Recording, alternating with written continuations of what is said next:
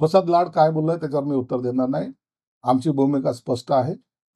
शिवसेनेने किंवा एकनाथ शिंदे साहेबांनी जे काही शब्द दिला होता शिवाजी महाराजांच्या साक्षीने ते आरक्षण देण्याचा आम्ही प्रयत्न करतोय. हे याला म्हणतात बालिशपणा. मूर्खाच्या नंदनवनामध्ये वावरणारे हे विद्वान हे असंच बोलू शकतात. मिलिंद नार्वेकरच्या घरी देवेंद्र फडणवीस गेले त्या टायमाला तुम्हाला काही वाटत नाही का? आजही मिलिंद नार्वेकरच्या घरी आणखी नेते जाणार आहेत. म्हणजे तुमच्याकडे असलेली गुपित मिलिंद नार्वेकर आम्हाला देतो असं समजायचं का? मंत्रालयातील अधिकारी जर त्याला गती देत नसेल तर मी त्या ठिकाणी उपोषणाला किंवा धरणे आंदोलन बसणार आहे. याचा अर्थ असा होतो की काही अधिकाऱ्यामध्ये संपूर्ण नाही पण काही अधिकाऱ्यामध्ये जो चालढकलपणा आहे तो त्यांनी उघडकीस आणण्याचा प्रयत्न केलेला आहे आणि त्याची दखल सुद्धा मुख्यमंत्री साहेबांनी घेतली आहे. फेल्युअर नाही, असा एखादा अधिकारी असतो. सर्वच अधिकारी एवढे गतीने काम करायला लागले तर महाराष्ट्र आपलं कुठं जाईल. परंतु एखादा अधिकारी असतो आणि त्याच्या विरोधात त्यांचं हे आंदोलन आहे त्याची दखल मुख्यमंत्र्यांनी घेतली. काही अधिकारी असतात जसे राजकारणात असतात तसं कर्मचाऱ्यामध्ये सुद्धा असतात. सर्व चांगले सर्वच वाईट असं मी म्हणत नाही. महाराष्ट्र कुठे गेला असता म्हणजे तो तिथे गेलेला महाराष्ट्राच्या विकासाचा खेळ बसले नाही. तसं तुम्ही आता गैर अर्थ काढू नका की मी सगळे कर्मचारी माझ्या अंगावर येतील आणि मग मी त्या अधिकाऱ्याच्या विरोधात काहीतरी बोलतोय असं काही चुकीचं तुम्ही स्टेटमेंट करू नका. काही अधिकारी काम करत नाही हे सगळ्या अधिकाऱ्यांना माहिती आहे. लोकसभेमध्ये सध्या पूरस्थिती आहे. पूरस्थितीमध्ये लोक त्रस्त झालेत तर तिथले खासदार प्रशांत पडोळे हे पुराच्या पाण्यात स्टंट करतायत, रील काढतायत. खासदारांनी असं करायला नको होतं. जेव्हा पूर परिस्थिती असते त्या टायमाला मदतीचा हेतू आपला असला पाहिजे. पण अशा टायमाला रील काढली आणि त्यांनी त्याची माफी मागितलेली म्हणून आता विषय तिथं संपलेला बरा. परंतु चुकूनही अशी रील काढून ह्या स्टंटबाजी आपल्याला परवडणारे नाहीत. दादा, लोकसभा सचिवालयाने नामांतर जो हे केलेलं असेल तुमच्या कार्यालयाच्या त्याच्यामध्ये शिवसेना शिंदे गट असं नामकरण आलंय. म्हणजे प्युअर कट शिवसेना जे काय नाव वापरताय त्याला तुम्हाला शिंदे गट लावावं लागेल. तुम्ही शिवसेनेवर दावा करताय.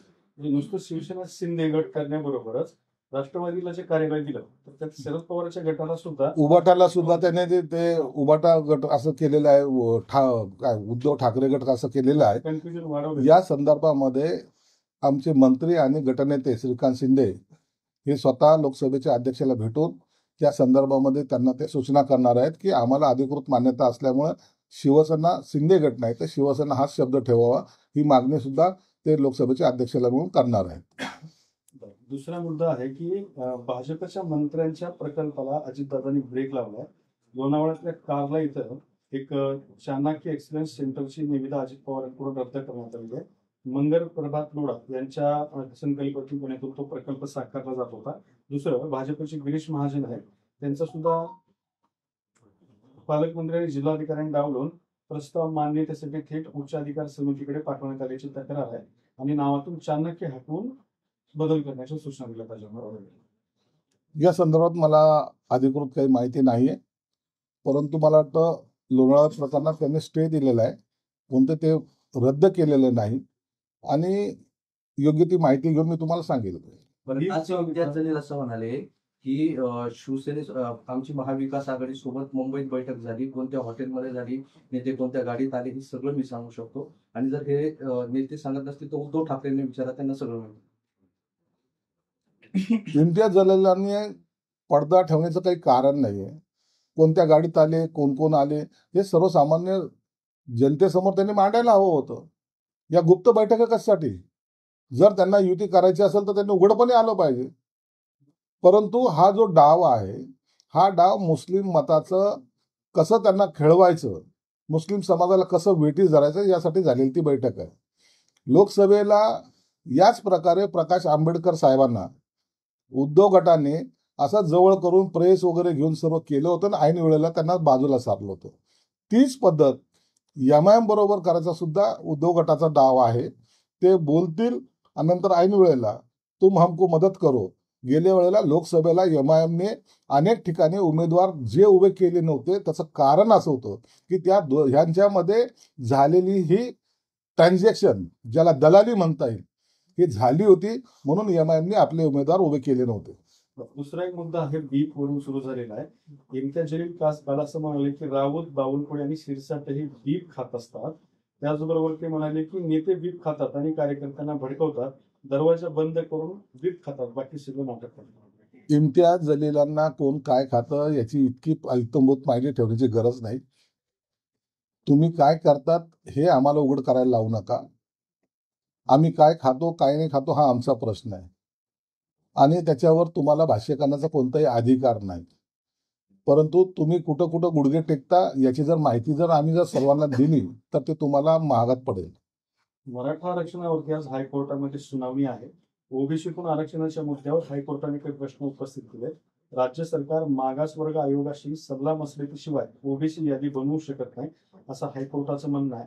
ओबीसी समाजासाठी वैधानिक आयोग स्थापन करणं बंधनकारक असल्याचं सुद्धा मत नोंदवलं आणि त्या अनुषंगाने सुनावणी.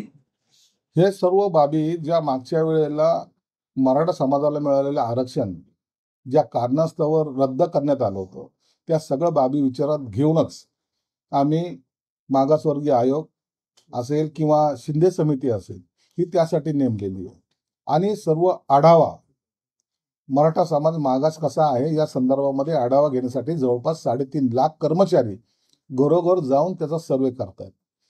तो यासाठीच करत होते की उद्या सुप्रीम कोर्टामध्ये जेव्हा सुनावणी होईल त्या टायमाला कायदेशीर प्रक्रिया आम्ही पूर्ण केलेली आहे हे आम्हाला कोर्टाला सांगता येईल. म्हणून ते सगळं प्रक्रियेला जो काही वेळ लागला होता, काही लोकांना वाटत होतं 2 दिवसातच त्यांनी प्रक्रिया पूर्ण केली पाहिजे होती आणि ते ताबडतोबीने काहीतरी घोषणा केली पाहिजे होती. परंतु ते न करता कायद्याच्या चौकटीत बसवताना ज्या अडचणी येतील भविष्यात त्या बाजूला सारण्यासाठी हे सर्व शिंदे समिती असेल, मागासवर्गीय आयोग असेल याचं गठन करून ते सर्व करण्यात आला आणि म्हणून सुप्रीम कोर्टामध्ये सुद्धा आता जे मराठा समाजाला 10% आरक्षण दिले ते टिकावं ही आमची भूमिका आहे. बीफ कटलेटवरून संजय राऊत यांच्या विरोधात विश्व हिंदू परिषद आक्रमक झाली आहे. बीफ कटलेटचा पुरावा द्या, नाहीतर संजय राऊत विरोधात FIR दाखल करण्याचं त्यांचं म्हणणं आहे. अहो, त्या लाहोरीच्या हॉटेलच्या मालकाने इतिहासात पहिल्यांदा एखादा इतका मोठा 1001 कोटीचा अब्रू नुकसानीचा दावा दाखल करतात आणि हा जो काही खोटं बोलतो ना पण रेटून बोलतो. मला एक सांगा, हॉटेलमध्ये जेवल्याचं बिल गाडीच्या सीटवर कोणी पाडतं का हो? हा मूर्खपणाचा कळस. काहीतरी फेकायचं, काहीतरी खोटं बोलायचं. आता बिल बावनकुळेचा मुलगा आहे ते हॉटेलचं बिल घेऊन खिशात घेऊन फिरतोय, त्याला काय दुसरीकडून वापस घ्यायचे होते का ते पैसे? परंतु हे सांगायचं, लोकांची दिशाभूल करायची. मग त्या गाडीमध्ये आम्हाला बिल सापडलं, कुठे आहे ते बिल? दाखव ना, सगळ्या कॅमेऱ्याला दाखव ना. परंतु ह्या खोट्या गोष्टी पसरून कुणाची बदनामी कशी करायची? त्या हॉटेल मालकाने आयुष्यामध्ये कधी बीफ विकलं नाही. त्या हॉटेल मालकाच्या धंद्यावर आता जो काही परिणाम होतोय ह्या लोकांच्या मूर्खपणाच्या स्टेटमेंटमुळे. म्हणून संजय राऊत सारखा खोटारडा माणूस, सायको माणूस, हिमजिकल माणूस मला वाटतं महाराष्ट्रात दुसरा नाही. कर्नाटकला मांडा नावाच्या गावामध्ये दुकानांना आग लावण्यासाठी गणपती विसर्जनाच्या परवानगीदरम्यान हा सगळा प्रकार झाला. दगडफेक सुद्धा झाली. गणपतीच्या काळात असतील, शिवजयंतीच्या काळात असतील, काही लोकांना जाती दंगली पेटवण्याचा एक हौस किंवा त्यांच्या मनावर तो असलेला विपरीत परिणाम त्याचे हे फळ आहेत. जाणून बुजून दंगल कुठेतरी घडली पाहिजे, त्याचा परिणाम महाराष्ट्रात झाला. राहुल गांधी जो बोंबललाय तो, अरे तुम्हाला ना दलिताला आरक्षण द्यायचंय, ना मराठा समाजाला आरक्षण द्यायचंय, ना कोणत्याही समाजाला आरक्षण तुम्हाला द्यायचं नाही. तुम्ही त्यांना खेळवण्याचा प्रयत्न करतायत. तुमची भूमिका आज उघड झालेली आहे. तुम्ही दलित विरोधी आहात, तुम्ही घटनेच्या विरोधात आहात. आंबेडकरांची घटना तुम्हाला मान्य नाही ते तुम्ही परदेशात जाऊन सांगतायत. म्हणून राऊतने आता जाऊन ते परदेशातून आल्यानंतर राऊतने जाऊन त्याचा सत्कार करावा, त्यांना पुष्पगुच्छ द्या, त्याचा सत्कार करा, गळ्यात गळा घाला आणि सामन्याला फोटो छापून आणा. याच मुद्द्यावरून आमदार प्रसाद लाड असं म्हणतायत की मनोज जरांगे यांनी पत्रकार परिषद घेऊन आरक्षणाबद्दल राहुल गांधींना प्रश्न विचारणार का? प्रसाद लाड काय बोललाय त्याच्यावर मी उत्तर देणार नाही. आमची भूमिका स्पष्ट आहे. शिवसेनेने किंवा एकनाथ शिंदे साहेबांनी जे काही शब्द दिला होता शिवाजी महाराजांच्या साक्षीने ते आरक्षण देण्याचा आम्ही प्रयत्न करतोय. काही अंशी आम्ही निश्चित त्याच्यामध्ये यशस्वी झालेलो आहोत. म्हणून कुणबीचे सर्टिफिकेट अनेकांना, लाखोने करोडो लोकांना मिळालेले आहेत. 10% आरक्षण मिळालेलं आहे आणि पुढेही त्यांना आरक्षण कसं द्यायचं हे शिंदेसाहेब त्यासाठी प्रयत्नशील आहेत. एक शेवटचा माझा राहिलाय. अरे बाप. न्यायाधीश च्या घरी मोदी गेले हा. आणि त्याच्यावर संजय राऊतांनी असं प्रश्नचिन्ह निर्माण केलंय की आता आम्हाला कळतंय म्हणे की आम्हाला प्रत्येक खटल्यात तारीख पे तारीख कसं मिळतंय, आमचे कसे खटले टाळण्यात येतात आणि आम्हाला कसा न्याय मिळत नाही. कारण याचं उत्तर असावं. हे याला म्हणतात बालिशपणा. मूर्खाच्या नंदनवनामध्ये वावरणारे हे विद्वान हे असंच बोलू शकतात. मिलिंद नार्वेकरच्या घरी देवेंद्र फडणवीस गेले त्या टायमाला तुम्हाला काही वाटत नाही का? आजही मिलिंद नार्वेकरच्या घरी आणखी नेते जाणार आहेत. म्हणजे तुमच्याकडे असलेली गुपित मिलिंद नार्वेकर आम्हाला देतो असं समजायचं का? अरे कोण देवाच्या धर्माच्या कामामध्ये सुद्धा तुम्हाला राजकारण दिसत असेल तर तुमच्यासारखे नालायक लोक या देशामध्ये आहेत. हेच या देशाचं दुर्दैव आहे.